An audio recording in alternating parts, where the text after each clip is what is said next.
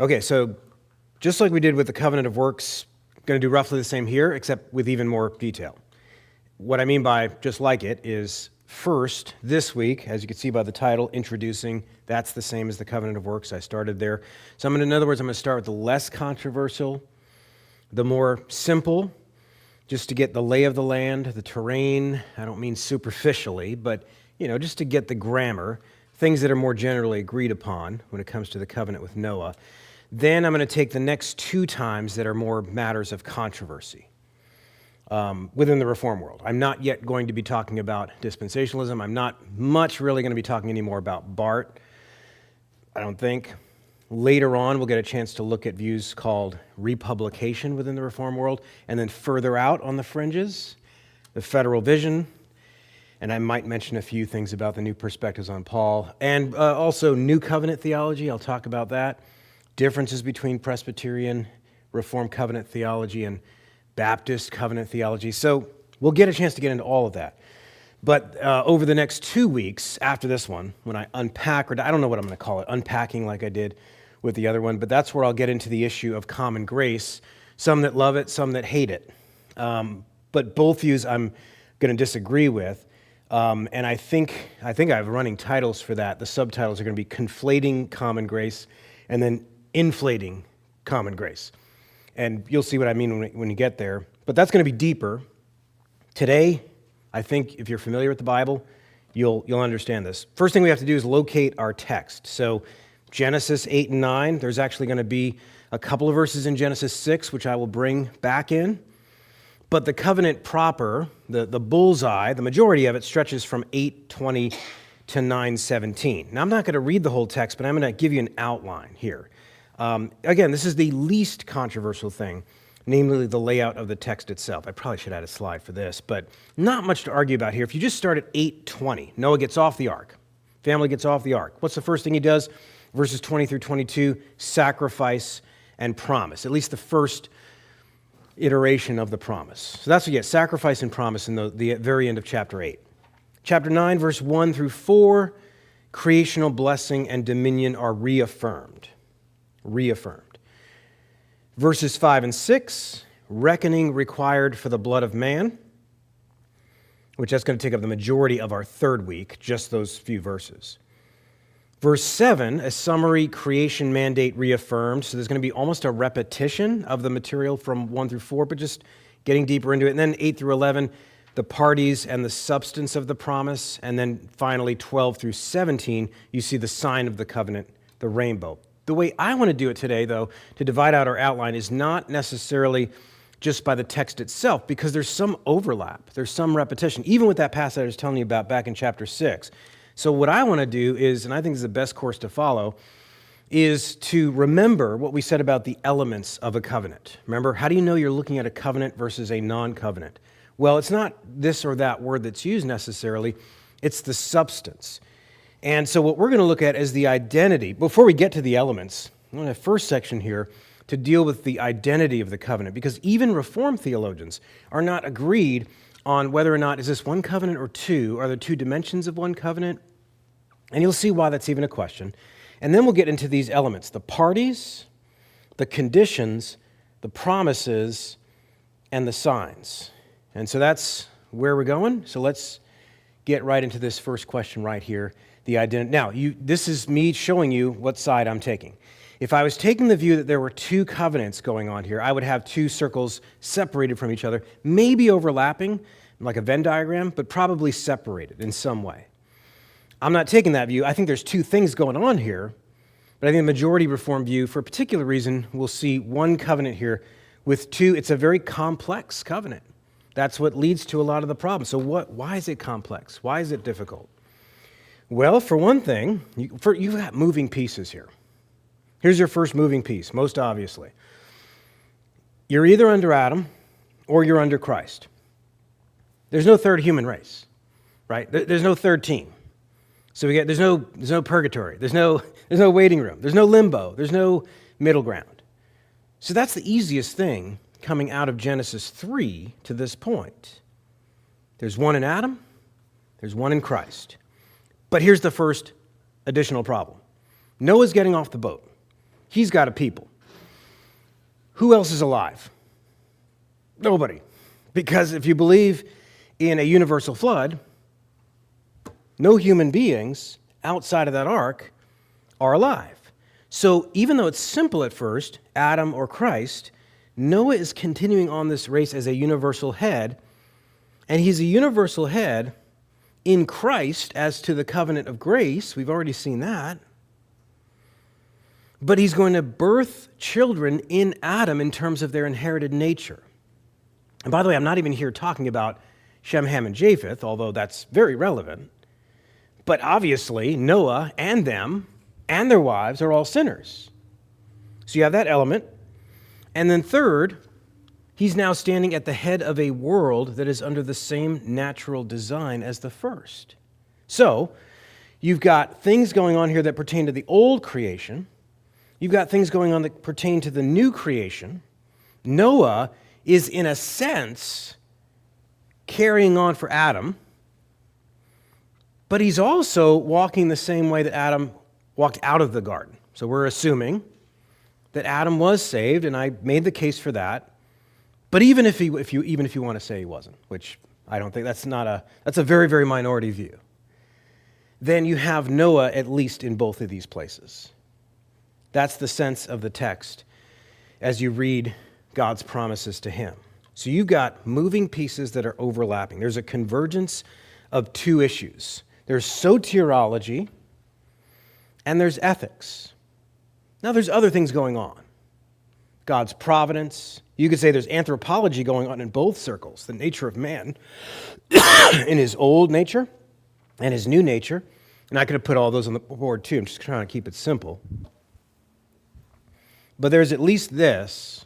What most people get out of this are things about salvation, and with the wider set of promises and provisions, things about ethics. In other words, what is the design of man?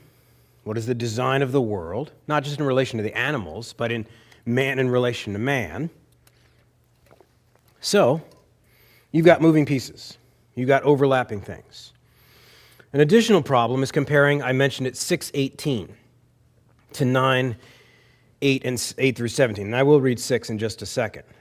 And the question that comes up when you see, so what's significant about chapter 6? That's before the ark. That's before the flood. Sorry.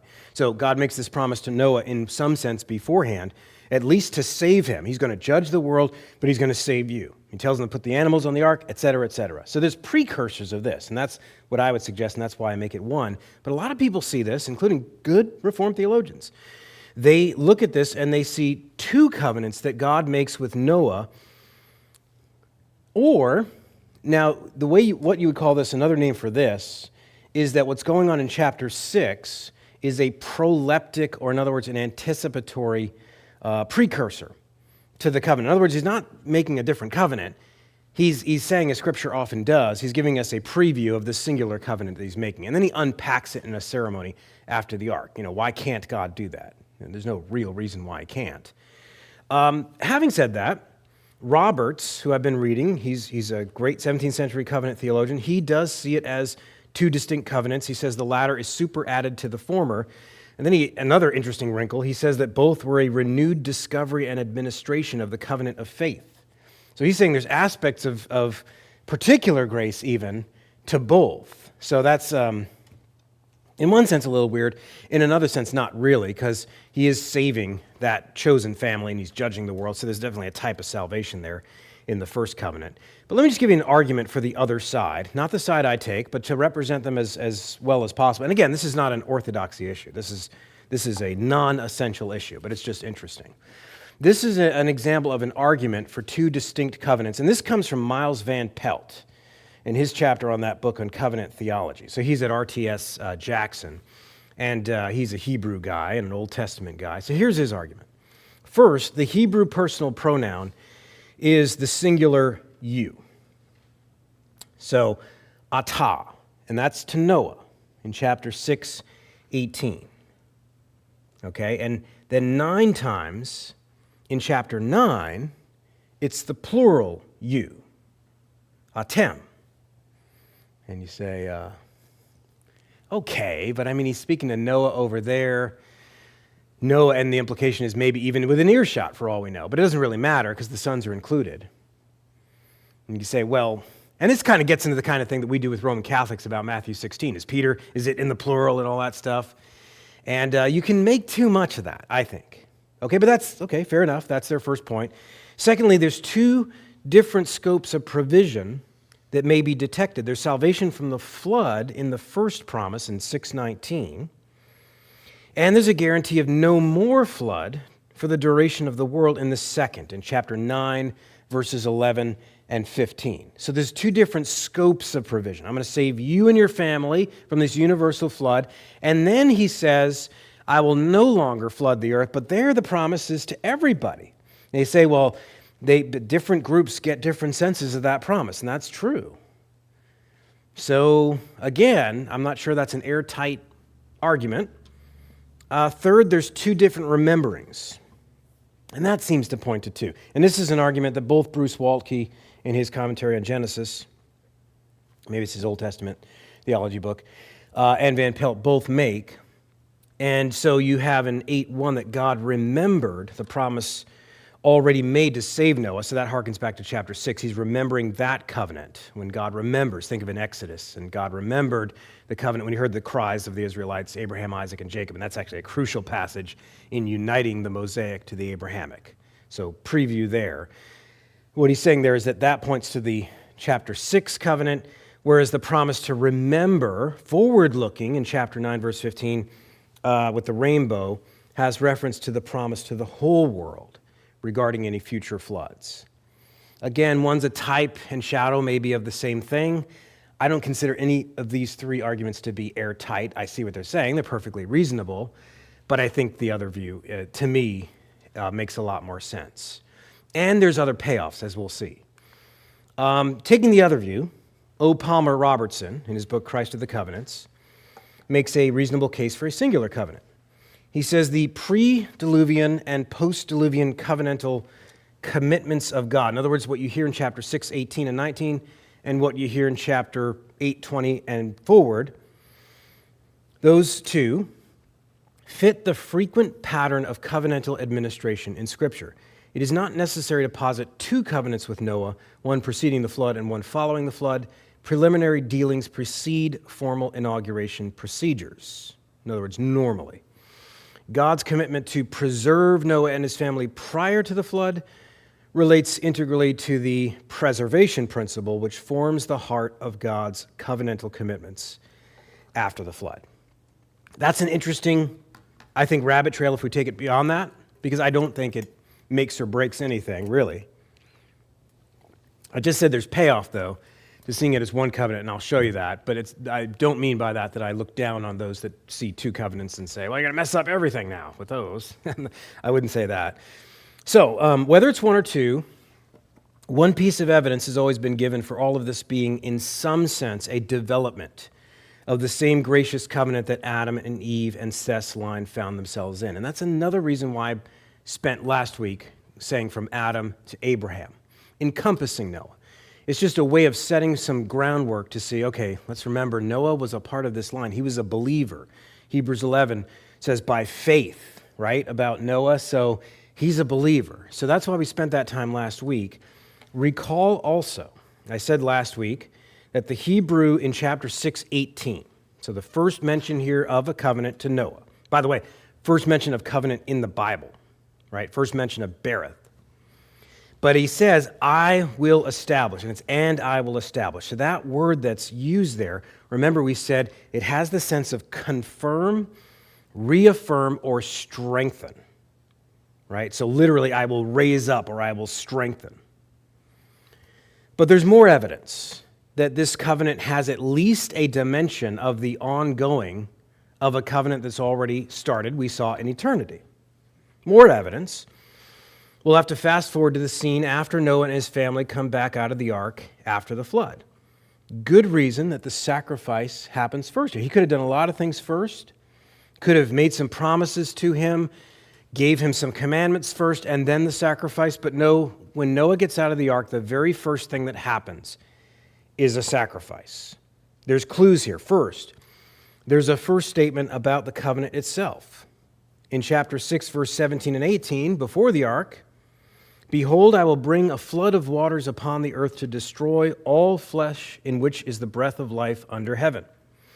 Everything that is on the earth shall die. But I will establish my covenant with you, and you shall come into the ark, you and your sons and your wife and your sons' wives with you." By the way, that's another argument, I think, against two separate covenants, because yes, he uses the singular you there, but read on in that same verse, he includes you and your sons and your wife, and you say, well, that's just circumstance. What are they, just props? Like they're just like, I got to bring my wife with me and my kids. No, they're under your covenantal headship. They're loved by God. They're included in that grace. Okay, so I think that should be factored into the record. But why do I say this is a clue of the same covenant? You've got a universal judgment, and you've got a particular salvation in the same breath. They're inseparable from each other. If you just have universal judgment, guess what? Noah dies too. But you have a particular redemption in the middle of that universal judgment, in the same breath. Another detail often missed regards the number of animals. We focus on the more famous 2x2s. That's what we have on our children's nursery stuff. We got the 2x2s. It's all very cute. But we often miss, in chapter 7, verse 2 and 3, "Take with you 7 pairs of all clean animals, the male and his mate, and a pair of the animals that are not clean, the male and his mate, and 7 pairs of the birds of the heavens also, male and female, to keep their offspring alive on the face of all the earth." Well, I thought it was just 2x2 and that's it. Well, no, there's also these pairs of clean animals. So what's the significance of that? Well, that identifies the covenant as something more particular. These animals are sacrifices to God. And we see that, we should remember that when you get to chapter 8, verse 20. That's why they had to be clean. Now, you might scratch your head at this point and say, I do know that language, but isn't that later with Israel? Yes, that is. The specifics of the Levitical priesthood, the clean and the unclean animals and so forth. But here's what we have. We don't just have a continuation of the human race. We have a continuation of the church. Not only a continued old creation, but a continued new creation. Not only a continued common society, but a continued holy society. And by the way, remember those adjectives: common versus holy, new creation versus old creation. That's part of the complexity here. This explains why this covenant presents all that difficulty for covenant theologians. It illustrates the difficulty in dividing up these circles, if you don't want to use these circles, whatever lines you want to use, dividing up aspects of this covenant that have continuity with the original creation in Adam, with aspects that are discontinuous and have to be in some way an unfolding of that more particular covenant of redemption continuing this way. So this circle is continuing this way, but this circle is continuing this way too, and I'll illustrate that a little bit more clearly in a picture later on. But let's get to the parties. If you buy into that, you say, okay, I can see that this is one covenant, but it's got complexity here. What about the parties? Same circles, but now we're going to focus on these verses in particular, and this is not hard at all. In the original covenant with Adam, we have the same thing as here: God and man. God initiates, but man is the receiving party. Now, principally, that's with Noah.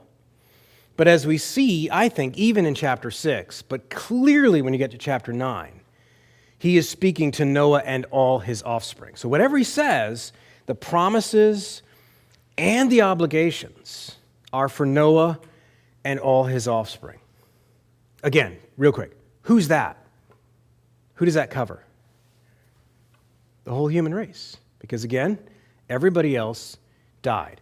You can't say about this, yeah, but that's not my book, that's your book. I'm not interested, or I wasn't there. No, if it is a universal flood, a universal judgment, then everybody in the whole human race is a party to that covenant, by extension.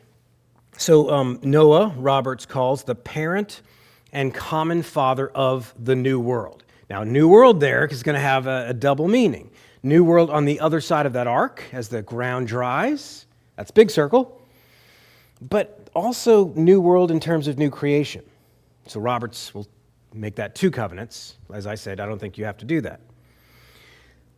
With the other, just like the other covenants, you've got an immediate consenting party. That's Noah. He's immediately there. But then others are included by covenant representation. So that's why I say if you get rid of the representative principle, you've really wiped out the whole logic. I was just in conversation with somebody this week who's reading all these 17th century, more obscure Reform thinkers who had slightly different views, and you would recognize some of these names, like Richard Baxter. And so you'll have a covenant theology of sorts.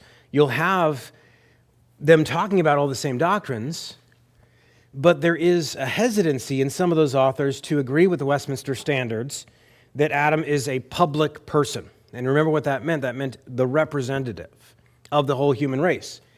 Noah is also representative of the human race in a more complex sense. Okay? So chapter 9, verse 8, then God said to Noah and to his sons with him.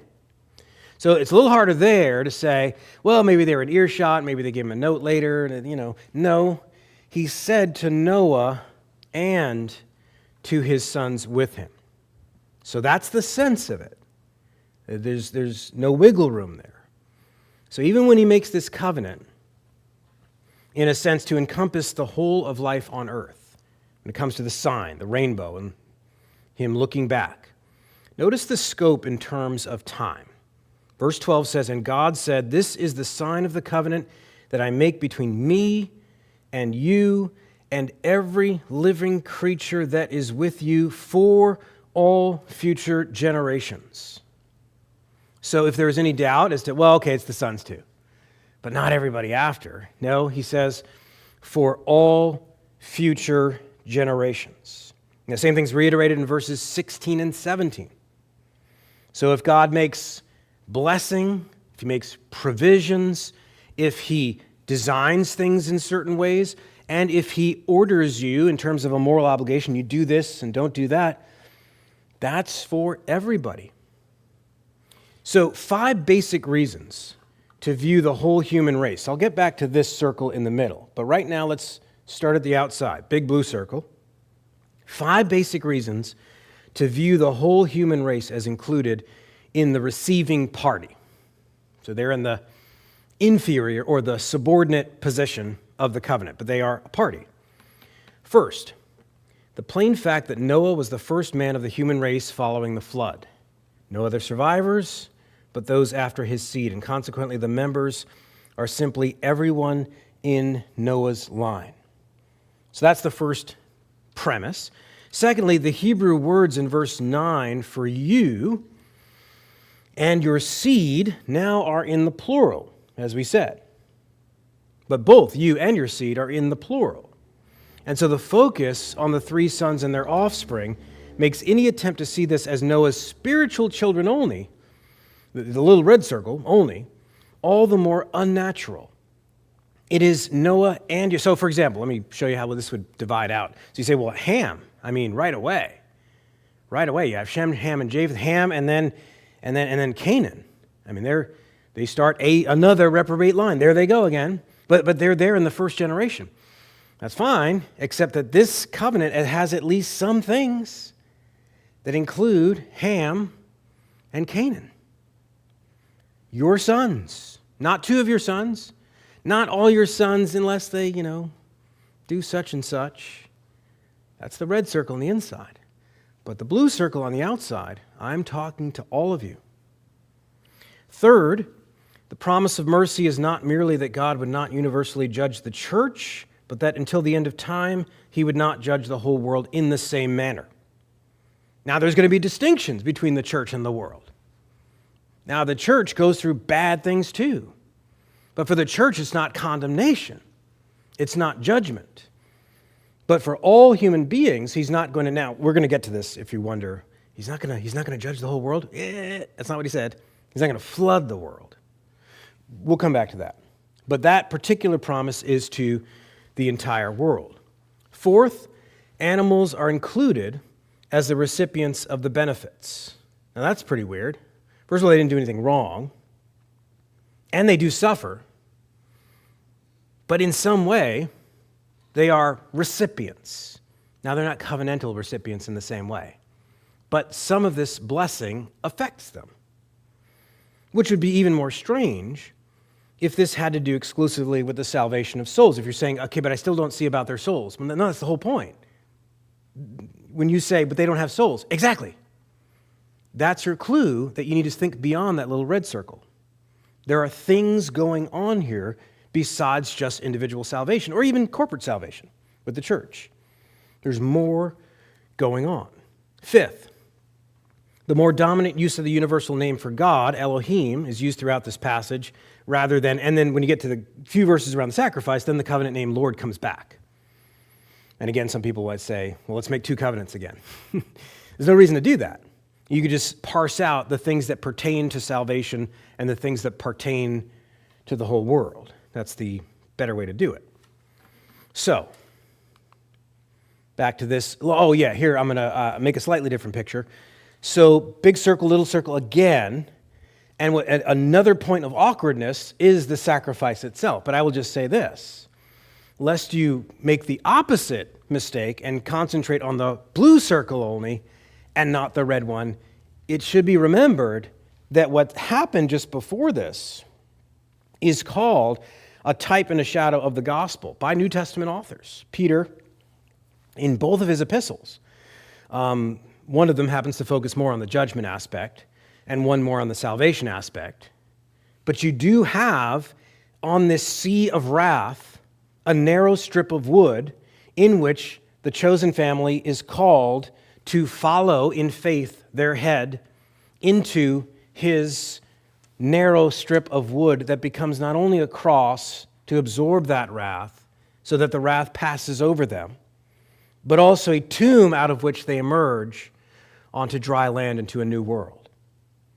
And so you have a type of the gospel there, so that the first thing that he does there, this does not accomplish, just like any of the other Old Testament sacrifices, this doesn't convince God to do this. But this becomes a ceremony, and it's a precursor to the ceremonial law as well. So again, more complexity here. God's rationale for the sacrifice is actually a little weird too. If you look at this causes a lot of commentators to scratch their head. But it does imply a particular grace. Kuyper points out the words that the Lord said in his heart to be God taking counsel with himself rather than an address to the parties to the covenant, Noah and so forth. So you can't make too much of that, except that God is taking counsel of himself, so that sort of more focuses on the special, even covenant of redemption for the particular people, for those effects only for the elect. Okay? So let me fast forward because I said that out of order. I already said that. On the other hand, though, some people say, okay, but what about the fact that not only does that happen in the middle of this covenant, but then in chapter 9, when he starts getting out there to duties to all mankind, he talks about blood. And before you even get to the human being part, animals are mentioned before that, as if that blood is unclean or shouldn't be violated in some sense. What's that about? And that causes all these conversations. You have to make distinctions between the moral law and the ceremonial law. And again, people's head explode and say, we haven't even gotten to Mount Sinai yet. What are you talking about? How can there be anything ceremonial going on back there? Well, Calvin looks at this and he comments about Noah's sacrificial act. He says, this passage teaches us that sacrifices were instituted from the beginning for this end. Think of Cain and Abel for a moment. I won't get too much into detail. I preached a sermon on it, so that should be good enough. I'll just say that the sacrifices, in some way, right sacrificing to God, and therefore blameworthy sacrifices if you didn't do it, Cain, were in some way from the beginning. So Calvin says that men should habituate themselves. By the way, notice he doesn't say that Israelite priests should habituate themselves. He says that men should habituate themselves by such exercises to celebrate the goodness of God and to give him thanks. So what's Calvin getting at there? By that rationale, you can point to either a precursor to a ceremonial law in this universal people. That's one option. You could say, well, the significance of it is that it's ceremonial. We already saw the cleanness of animals versus unclean. Okay? Or you could say that there is a moral law foundation even to the sacrifices. Because after all, the first table of the law, commandments 1, 2, 3, and 4, are in the Ten Commandments. They are moral law. They are God speaking to all mankind.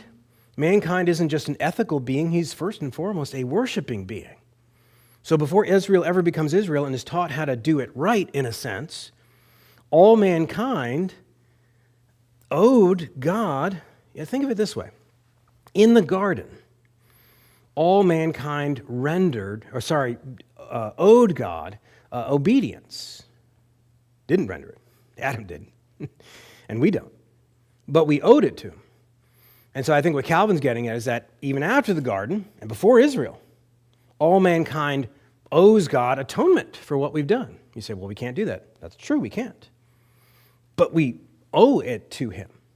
And that's why you have perverted worship, even among the pagans, because even at the beginning they understood, and Satan and demonic forces began to twist and pervert the need to have atonement or reconciliation with this being that I'm separated from.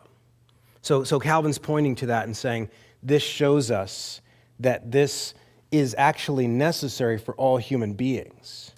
Now, he's going to choose one particular people and show them how to do that right. Okay, so that brings us, I think, perfectly to the conditions. Now, if you read too much into this too fast, you get into the next few weeks. Now, I'm the kind of person that likes to look at things and say, wait, what's he getting at there? But try to resist that temptation as much as possible. We will get to it. Let's just stay simple. The conditions, there's actually not many conditions here. But the ones that are there are clear enough. First, before we get to new ones, let's talk about original conditions that are reaffirmed. Verse 1 of chapter 9. God blessed Noah and his sons and said to them, be fruitful and multiply and fill the earth. Now, I'm going to have a chart in a second that's going to differentiate between blessings versus provisions versus duties and how we're going to use those words. But right now, notice that the words of chapter 9, verse 1 are very similar to Genesis 1, 28 and forward. God blessed them and said, be fruitful and multiply.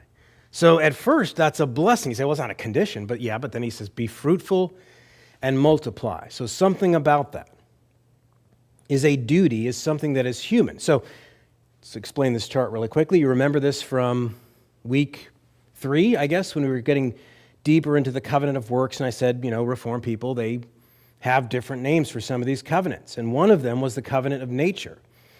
For this reason, because you do have complexity here in Eden.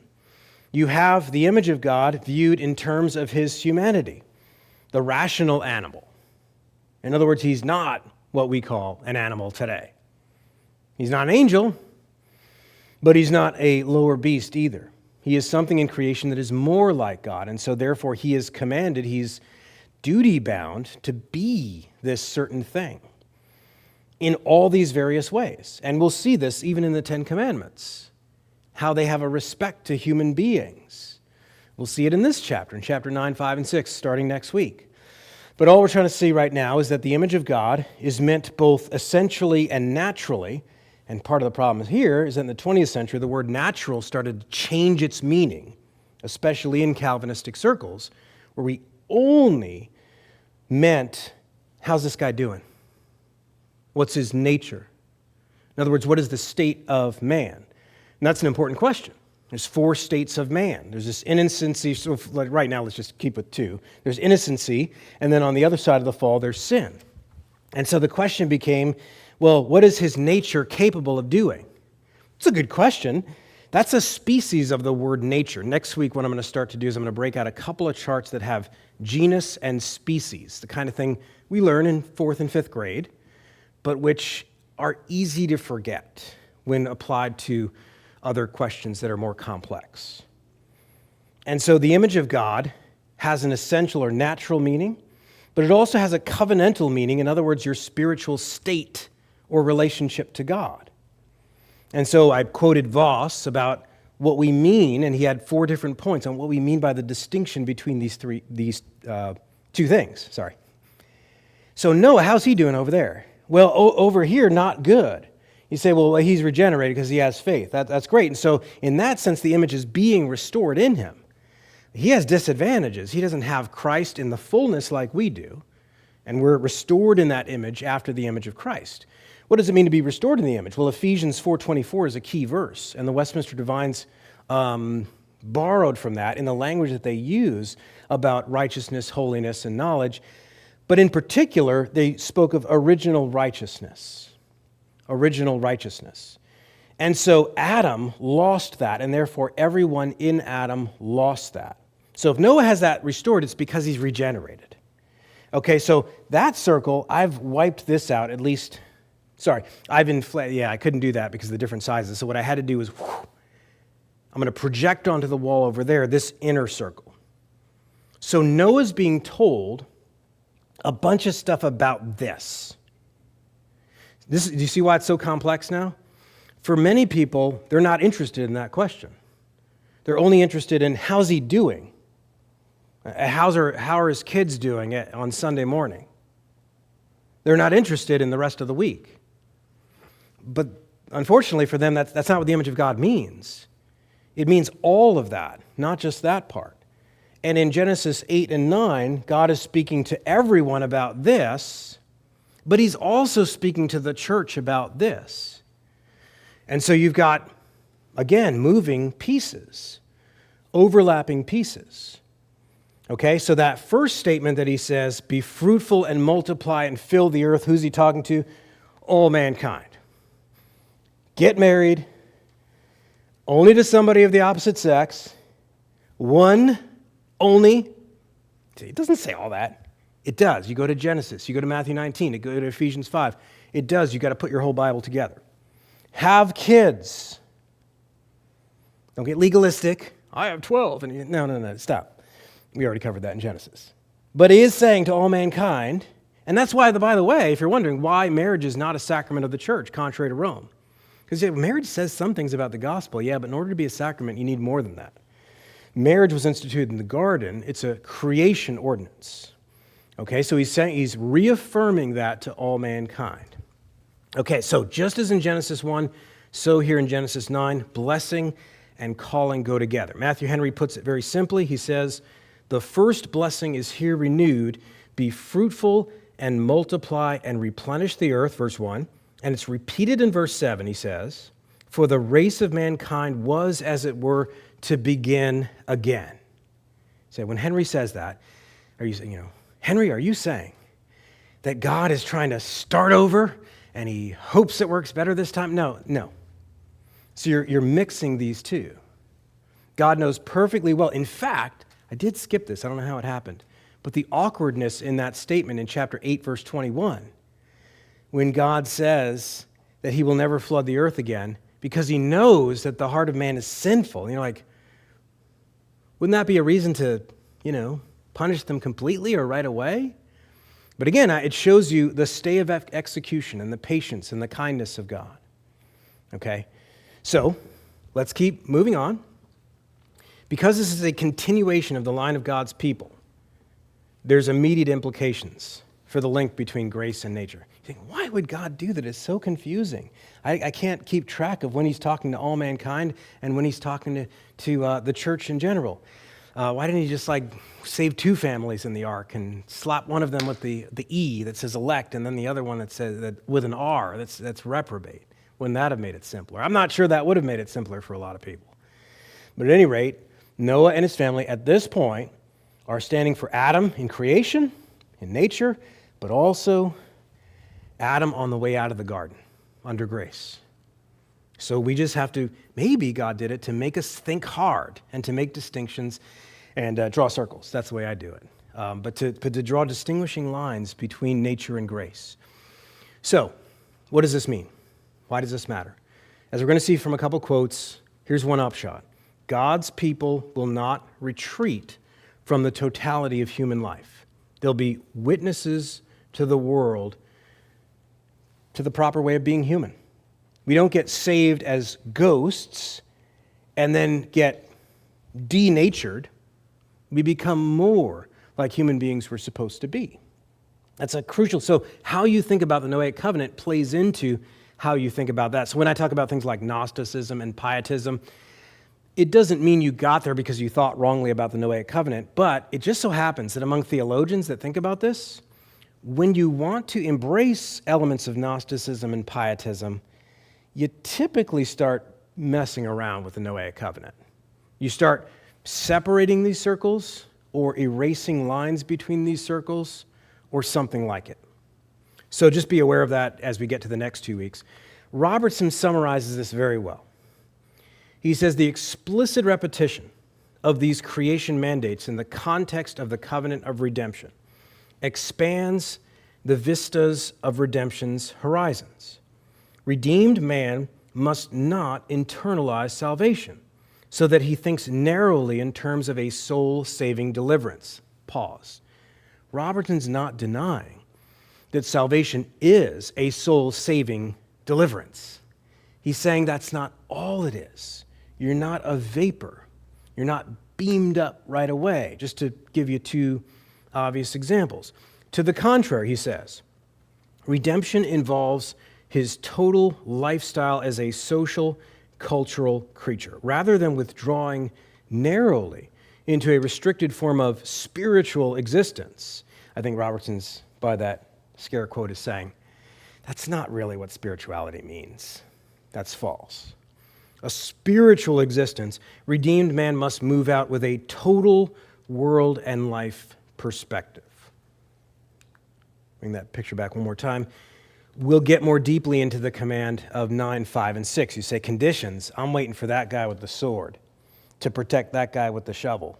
And maybe it's the same guy. And by the way, when I make that line around just the second table of the law, which that's mismatched anyway in the picture, the moral law encompasses both tables. I just wanted to make a point about verse 5 and 6, which we'll get to, as far as the rationale. Why is God commanding man to take the life of another man who takes the life of another man, and what's going on there? So I'm going to do a whole week on that. So if you're wondering, but that's a condition. It is. It is a condition that when man takes here's how I'll just read it from the text itself. From his fellow man I will require a reckoning for the life of man. Whoever sheds the blood of man, by man shall his blood be shed, for God made man in his own image. I will say one thing exegetically about that verse here, and then we'll get deeper in the coming weeks. Some people have argued that in 5 and 6, God is only pointing forward to what will happen in the case of murder. In other words, a prediction, and not prescribing a particular action. I say some advisedly because it's an overwhelming minority of people. The Hebrew conjunction key, for in the English, is the real hinge of the matter. Kuyper gives a refutation of that, but I don't really find it preferable. Because he's seeing that it's absurd, but he says, it's absurd because the avenger kills the murderer, not because the avenger was created in the image of God, but because he is a sinner. So I think what he's getting at is that that's what that position would be saying.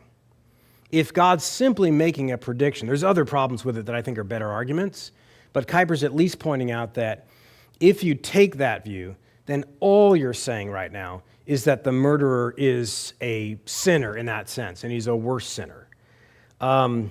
Okay, I think there's more to it than that. Think again of Genesis 1, 26 and 27. And even, by the way, Genesis 4, 9, and 10. I have the ones in parentheses that I do because I say that's the backdrop for the other verse right next to it. So not just Genesis 1, 26 and 27, man made in the image of God, but also chapter 4, verse 9 and 10. Remember the first murder, Cain of Abel. And Cain's, what was his complaint? Am I my brother's keeper? So look at those verses together and think of these 3 points. First, the image of God is the immediate object of violence, which is to be avenged. We'll get deeply into this. When it says honor your parents, do not murder, do not commit adultery, do not steal, do not bear false witness, don't even covet anything that belongs to your neighbor. What is the immediate direct object if I violate any of those commandments? That guy with the shovel who's minding his business, just planting a garden. And so God has him take the shovel and point it in the other direction. Not to be just as violent, not to be rogue justice, but even we'll see self-defense falls under this legitimate protection of the image of God, and so do a bunch of other things. But the key to see right now is that the image of God is the object being attacked in Genesis 9, 5, and 6. Second, that's the whole rationale. That's the grounding for the nature of the wickedness in the act. When he says, "For God made man in his image," he means this is bad. You are to avenge this. You are to treat this as an act of injustice because God made man in his image. So it's unjust because. That's the grounding of its immorality. Okay. Third, the ultimate divine requirement recalls the crying out of innocent blood. So think of Hebrews 11, when it interprets the murder of Cain and Abel, one of the things it says, that imagery of his blood crying out. And fourth, the obligation for just counterforce demands that mankind is indeed his brother's keeper. So part of what Genesis 9, 5, and 6 is doing is answering Cain and saying, yes, you are, and so are all of you. Henry adds, Matthew Henry does, thus God showed his hatred of the sin of murder, that men might hate it the more and not only punish, but prevent it. Last thing I'll say about conditions is about the unconditional. So another thing that could trip people up is that they so focus on this that they, I think, do I still have it? I don't. But the little red circle, they can lose the little red circle because they could see everything here as conditional. But that won't work because chapter 6, we've already made the argument that when Noah found favor, yes, it says Noah was a righteous man, et cetera, but first Noah found grace. And so God saved him by his sovereign grace, but not just that. In the sacrifice itself, in God's response, the Lord said in his heart. Calvin says this: the meaning of the passage is, God has decreed that he would not hereafter curse the earth. And this form of expression has great weight. For although God never retracts what he has openly spoken with his mouth, yet we are more deeply affected when we hear that he is fixed upon something in his own mind, because an inward decree of this kind in no way depends upon the creatures. So how does that help us? Calvin's saying, and usually people try to separate Calvin from scholastic thinkers, even Reformed scholastics like Turretin, who will make much of the decree of God. Well, so does Calvin. Calvin's making a strong statement here about the decree of God. When he says that God is in his own counsel, inward decree, that word matters there. And if you doubt it, he ends the sentence by telling you exactly what he's getting at. This in no way depends upon creatures. Now, one way to say this is Calvin saying he's talking about an aspect of the covenant of redemption. So that this sacrifice has especially, it may have effects on the whole world, but it has especially in view the elect. And that God is going to withhold full and final judgment for the sake of the elect. No coincidence that passage we talked about from 2 Peter 3, that's so often taken out of context and saying God's not willing that any should perish, when in fact what it actually says is that God is not willing that any of you should perish, because the first part of the sentence already addresses you, but what's the context? He's comparing the final judgment to the flood and saying the reason that he's not going to do that all at once is because he has a care for his elect. He is long-suffering and patient toward you. That sacrifice it's doing several things, but that sacrifice at the heart of it is manifesting to us the decretive will of God to save his own. And he's going to order everything else in the world in a way where he gets all of his elect. Okay. Promises of the covenant. Okay, here's my chart. I said I had a chart. Here's the chart. Because the last point is very uncontroversial, so if we don't get to it, we don't get to it. But I'm going to bring this with us in future weeks, because we're just going to use some regular words that people are just jumbling together all the time, various schools and thoughts. And the two circles represent God's actions and human actions. And we're just talking about this covenant, but in general, when we talk about, well, yeah, the Noahic covenant just does such and such, and that's all it does. And it's like, you're mixing together a lot of distinct doings under that word does. And people do it with various words. But just in these texts, you have to distinguish between what God does and what man does. Not only for what is common, but what is good, or what is gracious, or what is permanent, what is particular versus what is universal. Those are all good words, but you have to attach those modifying adjectives to things according to these distinctions too. That may not be readily apparent why this matters for anything, but let's just make the distinction now, trust me on that, and then we'll keep bringing this chart back in the coming weeks, and you'll see, oh, okay, I can see why we did the chart now. But you have under God's provisions, in other words, what's the difference between provisions and designs? Provisions is God acting on your behalf, either immediately and continuously in providence, or because of something He set up in the world. But then when you want to talk about those same things in terms of how they work, how God works, how they work. So is marriage God? Is marriage God? Let's start you off easier. Is marriage a thing? Is it real? It's not a trick question, I promise. Is marriage a real thing? Just shout it out. Yes. And I'm not trying to insult anybody's intelligence, but modern people, when they think thing, like, can I put it under a microscope? So you have that problem. Is it a thing? Yes, it's a thing. Did God create marriage? Yes. When God was creating marriage, did marriage create marriage? No. So God acted. So there's God's act, but is marriage as a thing, is marriage God? No, it's a distinct thing.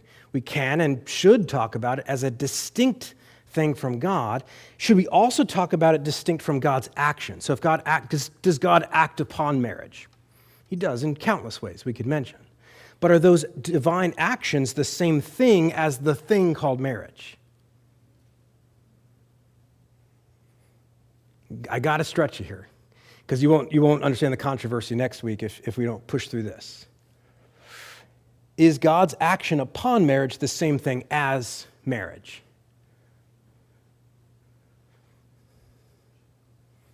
It's not. It's not. If it was, you'd have pantheism. Pantheism, all is God, or is a part of God, or is an extension of God, or something like that. I just picked marriage. But, natural cycles, the animal kingdom, economic transactions, those aren't things. Well, Adam Smith would beg to differ with you. Are there certain laws of the way things work in reality? Not just in science, but in history. Historical events. Does God move in historical events? Yeah. Is Napoleon God? No. Is the Battle of Waterloo God? Still no. Why am I doing, Matt, you've got to be being ridiculous. I promise you I'm not. Wait for next week. There's a difference between God's activity and provisions versus, you could think about it like this. Here He is acting, and you might think, well, yeah, but there's also a finished product on the shelf. But here, same thing, you can speak of Him designing, but there's still a finished product on the shelf. When God creates a finished product on the shelf, is His design always good and wise? Yes. You say, but man's got his fingerprints all over that. So that we'll get to that next week. We'll get to that difficulty. But first promise, I realize I didn't talk about the rest of it, but we will next week. First promise in the second section, in the context of the sacrifice, it says in 21 and 22 of chapter 8, when the Lord smelled the pleasing aroma, the Lord said in His heart, I will never again curse the ground because of man, for the intention of man's heart is evil from his youth. Neither will I ever again strike down every living creature as I have done, while the earth remains, seed time and harvest, cold and heat, summer and winter, day and night shall not cease. So, the rationale again there might seem weird. For the intention of man's heart is evil from his youth. You might think, well, that'd be a reason to ratchet up the severity of the penalty. But it's a statement of realism, you might say, in the normal sense of that word realism, that God is reckoning with the evil of man. Okay? So let's let that stay for now. We don't have to solve everything about that. One theologian who I don't agree with, and in 2 weeks I will disagree with him on his distinctions here, Michael Horton, but I think this is true enough. He says of this, we will not find here, however, a promise to redeem sinners or to reconcile them to him through the gift of his Messiah. Now, I'm going to slightly disagree with that in terms of the typology, but I think he's getting at a wider principle. This is a unilateral oath that does not depend on what humans do, but is not redemptive. Now, the effects of it are bigger circle, but I should have waited on that. Horton's trying to make room for something else, though, so wait 2 weeks for that. Reiteration of the promise in chapter 9, verse 11. Same stuff, though. He's not going to, and I already brought up 2 Peter, so I will skip that because I got to get through the material. Fast forward. Animal death. That's interesting, but honestly, you could ask if you want. Kuyper and Calvin both have slightly different views on that, and Kuyper thinks that Calvin's on his team on that, and as I read Calvin's commentary, I'm not sure that he is, about the wild beasts and the fact that, because, something unnatural about killing animals. Well, there's something unnatural, but God gives it as a gift, and Calvin does take that position, that it is a good for mankind, but we'll wait. Last point.